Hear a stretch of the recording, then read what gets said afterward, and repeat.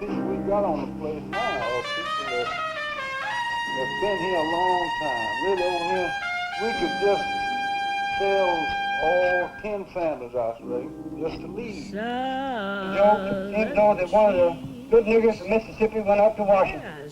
And they were standing outside the door, looking at the White House, outside the gate there. A big wall around the fence. The American Negro, the Negro in Mississippi, will never be satisfied until we enjoy every right that's afforded any other citizen of these United States. Southern breeze,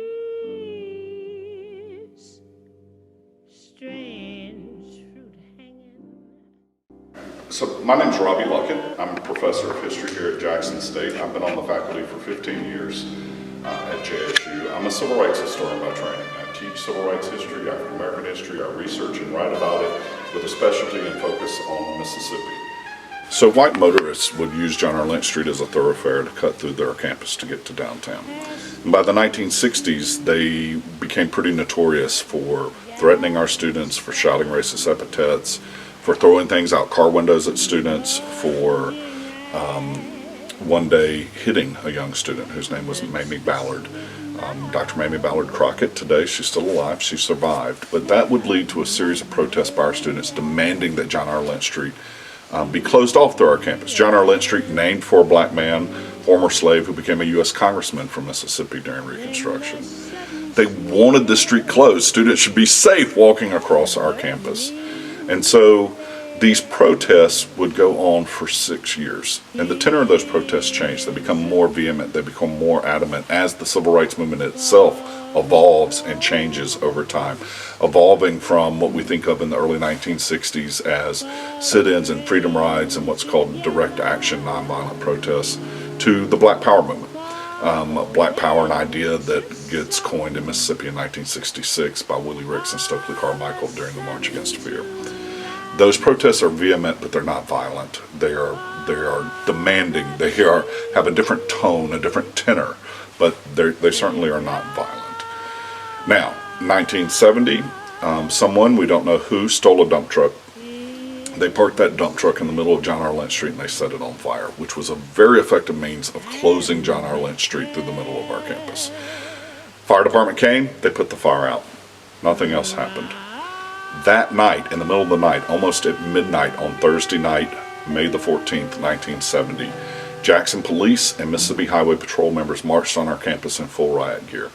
They were accompanied by what was called the Thompson Tank. The Thompson Tank is a fully armored personnel carrier that was purchased by the segregationist mayor of Jackson, Allen Thompson, in 1964. Meanwhile, I heard this big fat highway patrolman, I assumed he was the leader. He got on his intercom and somebody said, well, I guess you'll need some ambulance. He said, yes, we'll need some ambulances. We got some niggas up here down. So, you know, just by the nature of the state of Mississippi and the regime of what we call Jim Crow, which has to be invented, in large part is invented in Mississippi in the late 19th century, late 1800s, early 1900s. By the nature of that system, there's always going to be, throughout our history, a deep tension between white folks because of that white supremacy and black Mississippians. Now, black Mississippians were the majority of the population in the state of Mississippi. Jackson's the state capital, right? The seat of power in the state of Mississippi. The white people who lived in Jackson, who were the power brokers in this state, obviously saw an increasing threat from black Mississippians, especially as the civil rights movement developed. And what you have in terms of our history over the last 50 plus years in particular is an increasing antagonism between white leaders in Mississippi, whose seat of power is based in Jackson, and an increasingly black city over time. A city today that is the blackest metropolitan area in the nation, 86% African American, right? We're the blackest city in America. That white power structure, particularly after desegregation, feels increasingly threatened by the black population.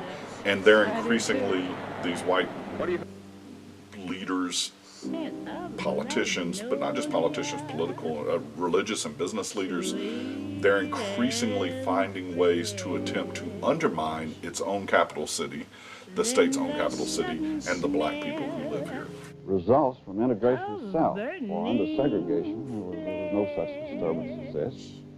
And this is not entirely unreasonable because these people have found, through encouragement of the President and the Attorney General, that it pays to get out in the streets and demonstrate and carry on.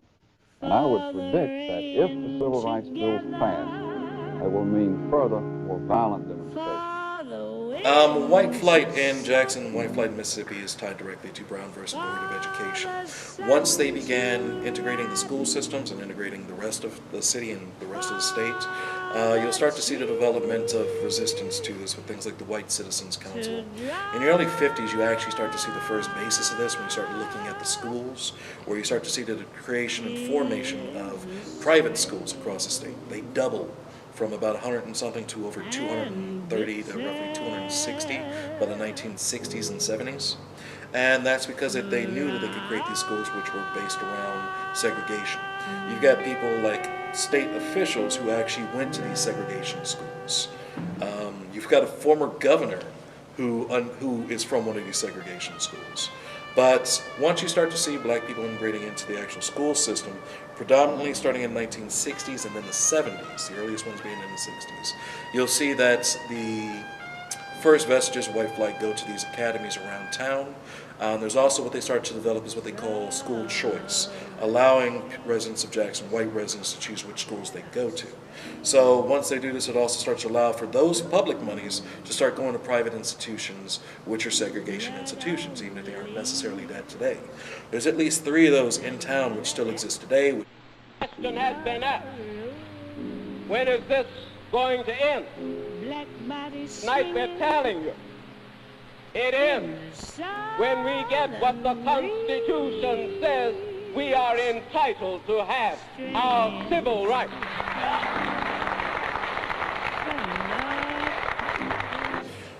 One of the secrets of the city of Jackson is that the surrounding white cities around Jackson are basically the white folk that left the city to go to these suburbs, and then they started bleeding the city dry. All the businesses that you see are surrounding the city are the places people go to eat, the places people go to shop. They're not in Jackson, they're outside of Jackson. You'll see Clinton, you'll see Pearl, you'll see Madison.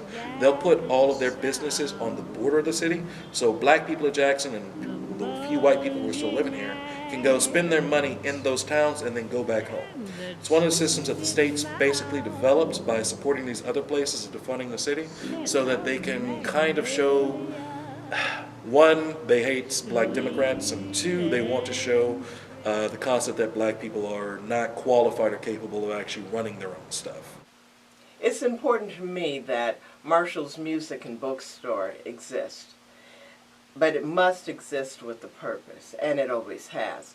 So it is up to me to continue with the goals of empowering and uplifting our people. We've always done that. We're doing actually more of it now.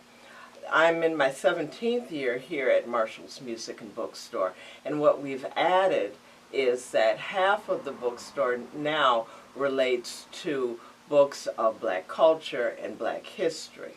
We also have an advocacy program in which we go out and we teach people.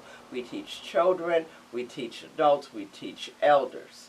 And all of this is in line with our purpose for being. But my great-grandmother, she started not the bookstore, but the idea of the bookstore, in that she was a nation builder. She created a village in Utica, Mississippi, for black people. In that village was a school, a church, and burial grounds. The burial grounds and the church still remain in operation. So it is up to us as Marshall's Music and Bookstore to continue to fulfill her goals that she has set in terms of building community and supporting our causes that are righteous and just.